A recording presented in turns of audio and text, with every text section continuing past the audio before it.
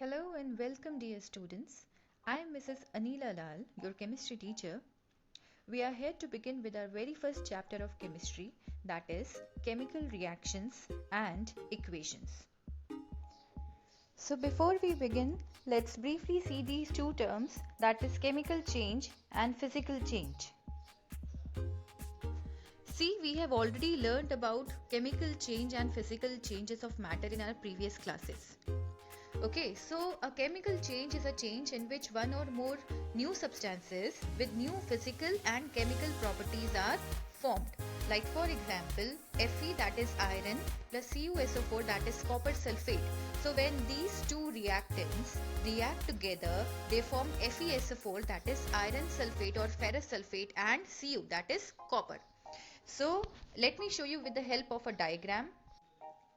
Here you can see an iron nail is immersed in copper sulfate solution, which is blue in color.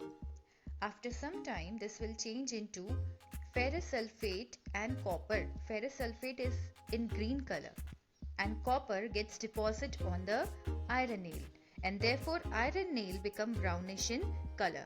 So this is an example of a chemical change. A physical change. A physical change is a type of change in which the form of matter is altered or changed and no new substances form.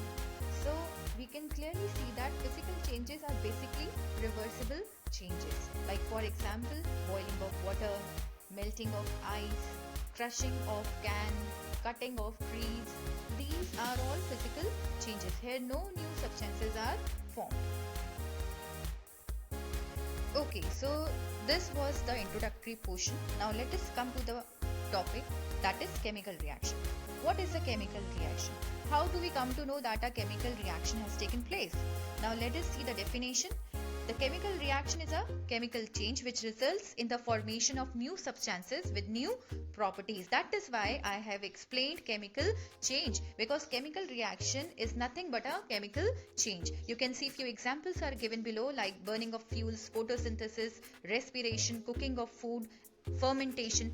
These are all chemical reaction because new substances are formed in these reaction and they are formed with new properties. Okay, so chemical reaction is divided into two parts, that is reactants and products. Now what are reactants? Reactants are those substances that undergo a chemical change in a chemical reaction, and these reactants are written on the left hand side of the arrow, whereas the products are those substances which are formed during the reaction or at the end of the reaction. Like here I have given one example, magnesium plus oxygen. So these two are the reactants because they are reacting in a chemical reaction, and when these two are reacting they form magnesium oxide. This is the product. Magnesium plus oxygen are the reactants, magnesium oxide is the product. Characteristics of chemical reaction. On the basis of characteristics of chemical reaction, we can determine that whether a reaction is a chemical reaction or not. Alright, so first characteristic is evolution of gas. Evolution of gas means in a reaction, if a gas is released or evolved, any particular gas is released or evolved, then we can say that this is a chemical reaction. Like for example, I have written one example here, Zn plus H2SO4. Zn means zinc plus H2SO4 means sulfuric acid. Reacts together to form ZnSO4 and H2. Here you can see H2, that is hydrogen gas, is released in this reaction. So we can say that this reaction is a chemical reaction because evolution of gas has taken place. Second characteristic is change in temperature. Now this characteristic includes two types of reaction. First is endothermic reaction and second is exothermic reaction. First, endothermic reaction includes that type of reaction in which heat energy is absorbed by the reactants. Here I have written one equation, reactant plus heat gives product. Alright, and there are few examples given below. Nitrogen plus oxygen, that is nitrogen N2 plus oxygen O2. On heating, this triangular sign symbolizes heating. So N2 plus O2 on heating gives nitric oxide, that is Na. Second example is calcium carbonate. CaCO3 on heating gives CaO, that means quicklime, calcium oxide and carbon dioxide. Third is water. On passing electric current is also a form of energy. So on passing electric current, water changes into H2 and O2. So here you can see that in these reactions, heat energy is absorbed by the reactant. So this particular reaction, that is endothermic reaction, is the first type of reaction. Okay, so second type of reaction is exothermic reaction. First we have already seen endothermic reaction, and second is exothermic reaction. Exo means to give out. That means heat is given out in this reaction. Alright, and endo means to take in, to absorb. So endothermic reactions are those in which heat is absorbed. Exothermic reactions are those in which heat is released. The equation is the reactants results in the formation of product and heat. Heat energy is released in the reaction. Examples given below are calcium oxide plus water gives CaOH whole twice. That means calcium hydroxide, and heat is released. Second example is Mg plus O2. Magnesium and oxygen react together to give MgO. That means magnesium oxide, and again heat is released in the reaction. So whenever there is a change in temperature is related to heat is absorbed or heat is released. So whenever there is a change in temperature, we say that that particular reaction is a chemical reaction. Alright, now let us come to the third type of characteristic, which is formation of a precipitate. A precipitate is basically an insoluble substance which is formed in a chemical reaction. So let us understand this with the help of these two examples given below. First is when barium chloride and Na2SO4 react together. Na2SO4 is sodium sulfate.